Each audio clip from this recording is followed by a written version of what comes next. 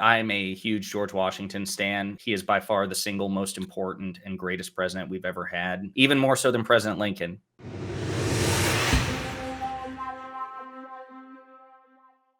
I never really understood this worship for, because George Washington's farewell speech, right? It goes over like two main things. And the first one is no political parties, which like doesn't really make sense with the government that you set up, bud. Like that's kind of like the best way to take advantage of the electoral college, which is kind of that's kind of what you did. And the second thing is like no intervention at all. No conversations with countries.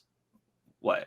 Well, so I'm a huge George Washington stan as far as presidents go. I think he is by far the single most important and greatest president we've ever had.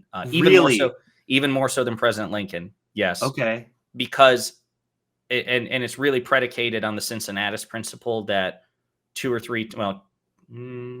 times at least, President Washington set aside absolute power, which I don't think Lincoln would have done. Lincoln, as much as I respect him, he had to hoard power, executive power unto himself to successfully prosecute the Civil War. No, absolutely. I think virtually every president after Washington and like even the best intentioned Democrats, like if this is why I probably shouldn't be trusted to be president, because if I had been in Washington's position, I probably would have like, yeah, I don't really trust anybody else. Aren't you? Wait, hold on. Aren't you the biggest fan of Democrats not playing coy and kind of being a little bit authoritarian when they can sometimes?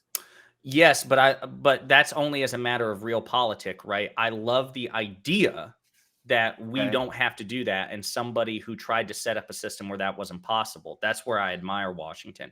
But he did it twice. I don't think any president after him, if they had been in that situation, would have done the same thing. What did that have to do with my criticisms? Because I could say that is good things. Well, number one, Washington's reproach of political parties wasn't about like ideological differences, because of course he had Jefferson and Hamilton in his cabinet, and they were effectively the forebears, right? Yeah. His issue was, but he would say that's the template. That's the ideal template, is you get statesmen who have differing ideologies, but ultimately functionally the same macro goals of a strong United States. And you would empower them when and where possible. You would have the conversations, and you would ultimately side with whoever you thought made the better arguments, which is why ultimately Washington sided with Hamilton far more often than Jefferson. It pissed Jefferson off because that Washington thought he did his part. Look, I brought you to the table. I gave you power and influence. I gave you a position to persuade me, the ultimate chief executive, and just 8 out of 10 times you failed. Hamilton did a better job, but you're still statesmen who work together for the betterment of the country to implement my agenda. That's what he's talking about. I get that in theory, but like the amount of times that gets implemented, and like Lincoln brings in who was his VP who like completely ruined Reconstruction after slavery. Like it feels like sometimes when you bring in people of the opposite party, it can kind of tank your administration, and it can tank the country. So I don't know how much of this, it feels a little impractical and idealistic to just say, I want to bring in people who oppose me politically, when who was right after Lincoln? Who was the president? Was it Johnson? Yeah, it was Johnson, right? I don't think Johnson was Lincoln's VP. Hang on.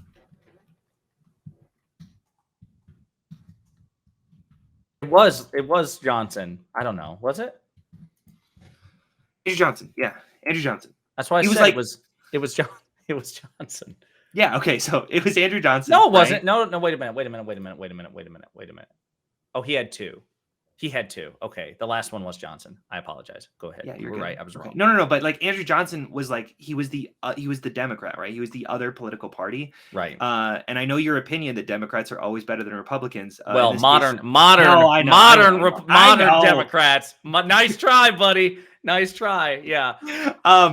Yeah. Once you found out that there was a Southern switch, that's when you switch your voter registration back to Republican, right? Once you're like, oh my God, yeah. Holy We're not the Andrew Johnson Democrats anymore. Oh, okay. Yeah. Nice try. No, so Andrew Johnson, no, he came in as like he completely tanked Reconstruction, and he like, I just feel like this idea that just having having someone who disagrees with you really can pan out poorly for the country. So I don't admire that idealism as much as you might. So no, just so a few things, but that was what, nearly 100 years, maybe 80 years or so after Before. Washington. That was Yeah, when sure. partisanship was well on it. Like basically where it was idealistic was that Washington was the only man at the time capable of, to some degree or another, keeping partisanship in check, which is why that's where I agree with you that I think at a certain point it was inevitable, right? That you're going to see people coalesce into different camps. Those camps are going to become more and more extreme as time goes on. I love the sentiment that, hey, look, don't do that. And I don't think there's anything wrong with expressing that view, because you could say that any sort of ideal, like you could use that same argument, in my opinion, to, and I know you like bipartisanship. You really like it. You some really degree, like, sure, yeah. That Biden went out of his way to try to be as bipartisan as possible. I could say Stax. I could say Stax more often than not, it's not going to work. So he actually shouldn't waste his breath. And actually, no, the difference is that Biden didn't set up that exact same structure that requires or that doesn't require bipartisanship. No, this is disanalogous in so many different ways. But go ahead. One, George Washington literally set up. Well, it wasn't the there were plenty of people there. I don't know his particular opinion on the Electoral College, on first past the post, on basically every system that benefits political parties fracturing and isolating and then retaining power so that they can battle against each other. Like that was the system that you advocated for. There's nothing inherent to the system of the United States that emphasizes partisanship. Nothing. First past the post doesn't. Even in the United Kingdom, you have two primary and they don't have first past the post. I understand. And I'm saying, I don't understand. Go ahead. Because they are not first past the post, and they still have hyper-partisanship. You have a left movement and a right movement in the United Kingdom. True, right. They have partisanship is inevitable in a democracy, period. So it's not inherent to this one. You set up a system. I do agree with that. You set up a system where parties are going to thrive. That's every democracy on the planet, period, including in the UK, where they have they have the Westminster system. Right, because they have like 12 parties, but we really know they have two parties. They have Labour and Tories. Right, effectively. But what Washington was trying to say is, guys, don't do that. And you can say that it was inevitable, and I agree, but I don't think there was anything wrong with Washington begging and pleading everybody to avoid the impulse or try to reduce it as much as possible. Because, and again, this is the thing. I feel like too often people take that critique of Washington, but Washington himself wasn't like this enlightened centrist. Again, you basically had the forebears of two political parties. You had Hamilton and Jefferson. Right. And Washington wasn't split down the middle. 9 times out of 10, 8 times out of 10, he went with Hamilton. He had a preference. Well, yeah, sure. But he empowered statesmen, educated, highly intelligent, well-intentioned statesmen to come to the table and debate the issue. And yes, ultimately, he made his preferences, and he had a clear bias, clear preferences. But to me, that's a radically different than what we have today. Now, you could say Washington was naive because he would probably have been he was the only person at the time who was capable of, to even some extent, rising above partisanship. He won. That's why they begged him to be president, because he was the only one to sort of unify the country, for everyone to get behind. Right. Yeah. So no, I don't begrudge you the idea that Washington's prescriptions were inevitably going to fail. I completely agree. Sure. I'm just saying that I think the logic was sound, and I think it was good civics for him to try to urge people. I'll concede. The only other thing I want to point out was your second critique of Washington, which was about foreign entanglement, isolationism. Which I don't. Go ahead. No, you go ahead. Go ahead. I don't know why we can't care about other countries. And I know that, like, I'll be a little bit more specific here, but I think that there's this mentality going on, and it's rife with libertarians, that basically the idea of a fully functioning community or world is one where we just take care of each other, and we don't care about our neighbors, and we don't care about our community, and we don't care about anyone else in the world. And I can concede a little bit right? That isolationism is not always good, that sometimes just having a say in everyone else's pie can bring about some really negative externalities. It's not always good because we sometimes abuse that power, but that doesn't mean that communalism is bad inherently. Does that make sense? No, listen, I completely agree with you in sentiment. And the thing is, though, I think you're overstating, number one, the nature of President Washington's objections to foreign entanglements. And I don't think that he would actually disagree with you in principle. His concern was at the time the dangers of long-term alliances for a fledgling nation. Because if you remember, right after the revolution, as the country was coalescing, then France and Britain were starting to have like renewed tension. And France, understandably so, and I think this, I cannot imagine the testicular fortitude it took of Washington and his administration to do this, because I think I would have folded like a lawn chair, because France came back to him and said, like, hey, look, we backed you guys. We helped free you from the British. Now back us. And Washington's like, you're cutting out. Can't hear, you know. Don't you feel like that's a tiny bit shitty? Yeah, that's why. No, not just shitty, but like bad politics as well. Not just bad optics. Like, I think that it was right to have backed France. No. Well, so it's an interesting counterfactual. I think, number one, it was a very controversial decision. It pissed off not only France, but it pissed off many of the colonials at the time who felt that they were indebted to France. Yeah, because there were French soldiers who were supporting them throughout the entirety of the Revolutionary War. Okay. Yeah. Right. No. So 100. Okay. Number one. That's why I mean, like, just take the personal, like, to me, there's an inherent hypocrisy. You respect that he does something that's so bad, but also it pissed off his populace. I feel like that's a no, because you posed an interesting counterfactual. Was it bad politics? I think you make the argument, no, it wasn't, because I think you'd easily make the argument that history vindicated Washington's decision by not getting us involved with the open conflict between the most powerful, empire in the world and a near peer. And that first empire already has a major grudge against us for what happened the last time. And we were trying to, solidify our domestic politics. So I think actually, no, you could easily make the argument based on how things actually unfurled. Washington was right. Now, perhaps a different decision would have been better. But we have number one, no evidence of that. And number two, it worked out just fine anyway. So I don't accept that. I do accept the possibility that backing France could have, I'm sure there are a chain of events which could have spawned, which would have been better for the United States.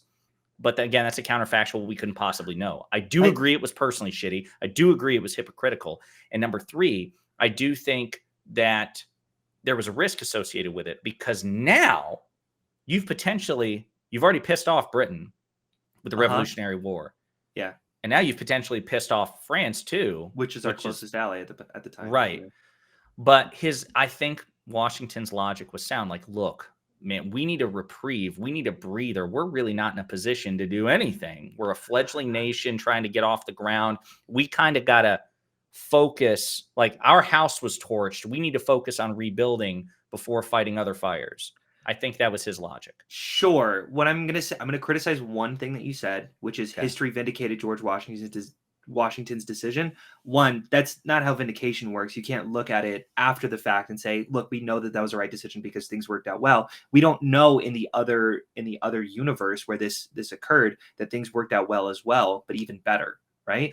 Two, the French Revolution is known as being one of the sloppiest, like, sort of like all over the place revolutions of all time, and it's usually cited as being, I don't know, I guess sloppy is the best word, but like not exactly what they were trying to do. Like a lot of the actual outcomes that they were trying to fulfill didn't really end up happening, and they kind of just all pinned it on Marie Antoinette, when that wasn't really exactly fair, and they didn't burn down the monarchy as much as they wanted to. Does that make sense? I'm sorry, but what's the can you connect how that's significant? All I'm saying is you can't just say that George Washington was right for saying this just because France is now a fine nation. Well, no, I was actually no, that's, I'm sorry, there was a misunderstanding there. I wasn't appealing to France's trajectory as proof that Washington did the right thing. You're saying America's trajectory. Because they're now like kind of a hegemony in the world. Okay. Well, not only that, but because against all odds, we were actually able to, relatively speaking, unite as a country, expand with, and all the, so I was not citing. Sure. I thought you. Okay. France. Gotcha. But again, I take your point. It's entirely possible that there's like a Doctor Strange, one of the 14 million potential permutations of how the timeline could have unfolded, where Washington agreeing to commit America to backing the French against the British would have been better for America and France. Yeah. That's entirely possible, but we don't know. And we do know that's sure that Washington's decision did work out fine, maybe not better, but fine for America and helped us along. But from what I remember about Washington's address, it was not ignore other countries or don't get involved with other countries. It was avoid permanent commitments to other countries. Fine. Sure. And I think I understand that. I don't know if that's possible now in a globalist world, but I understand the rationale at the time. Like, hey, France, we got your back no matter what. No, come on. Like it's gonna be a little bit more hazy than that. Yeah, we should have absolutely conditional alliances. Like if we have a permanent conditional. Yeah, no, 100%. I see what you did there, but we absolutely should. Like we definitely should have alliances which are conditional. Like they say, Great Britain now, like we constantly talk about how Britain is our oldest and closest ally. Yeah, but there should be things that they do that can turn us against them. Yeah. No, yeah, and that don't necessarily directly affect us. Like if Britain were to try to commit another genocide against India, I don't think we should be like, "Hey boys, we got your back." It's like, no, No, fair. That is fair. And I will say, I am biased here because a lot of the things that I've heard about George Washington are mostly out of other people's mouths, specifically libertarians who cite George Washington's isolationist principles as justification for their own beliefs. Sure. And I think that might have turned me against George Washington when it didn't need to, if that makes sense, because maybe they weren't looking at what they were saying as nuanced as it should have been. No, that's perfectly fair. It's interesting to think about that too, because so the only libertarian that I like, I don't want to say frequently engage with, but the one that I'm having the freshest memory of is Fabian Liberty Scott from like the Hippy Dippy podcast and stuff like that. And he I think hates George Washington as far as I know, because George Washington as a relative Hamiltonian was a proponent of relatively robust federal power, right? So that was the major disconnect between not only Hamilton and Jefferson, but Washington and Jefferson. Right. So what's interesting is I actually usually hear the opposite. If any conservative or libertarian that I'm familiar with likes Washington, it's usually because he was a slave owner, and I feel like that's the real basis. Like they're like, oh, Chad, yeah.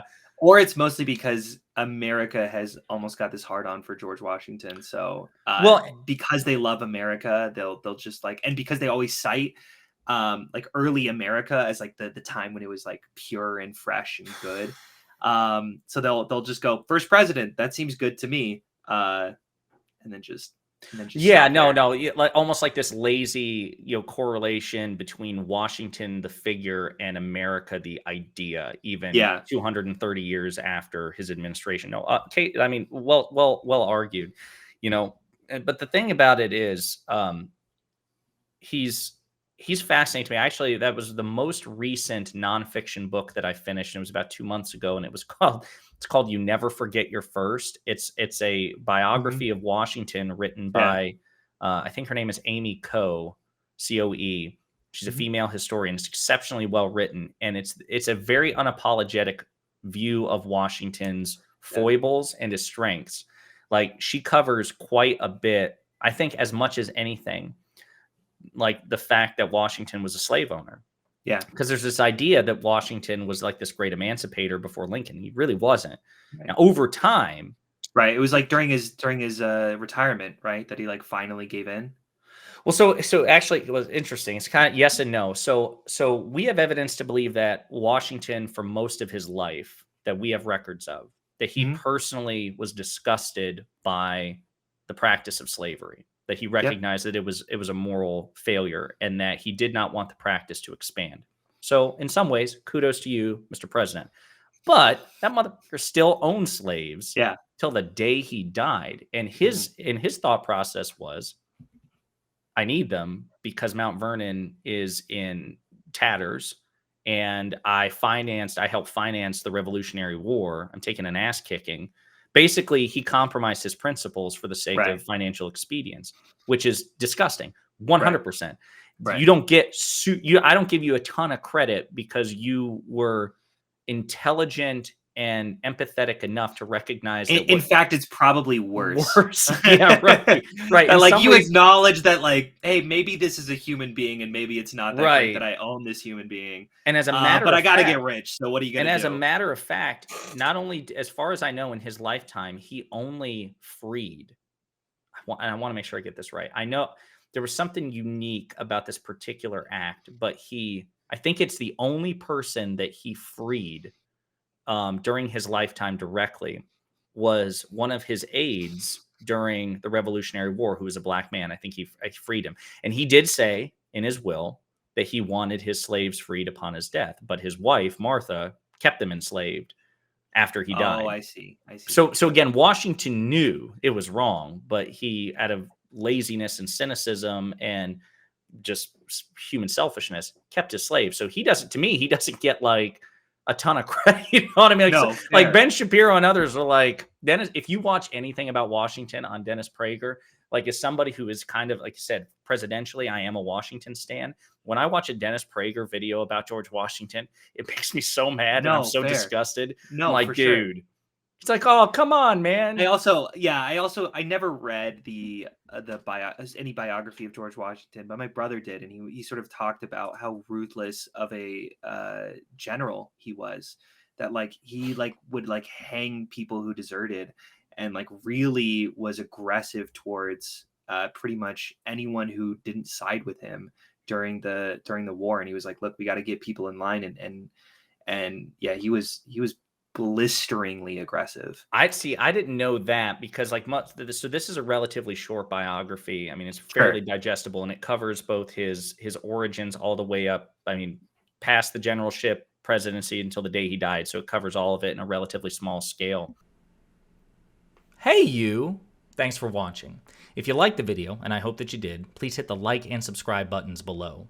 And if you absolutely hated the video, the best revenge for you is also to hit the like and subscribe buttons below.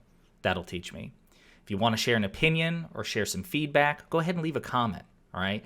2023 is a year of change, hence the aggressive rebrand and commitment to new content. Inspired by my friends Luke Beasley and STV Philly, my personal goal for this channel is to hit 40,000 subscribers by the end of the year. So I'm hoping you'll do me a solid by spreading the word and the videos to potential fans and hate watchers alike. And in the meantime, we'll be pondering politics again with you very soon.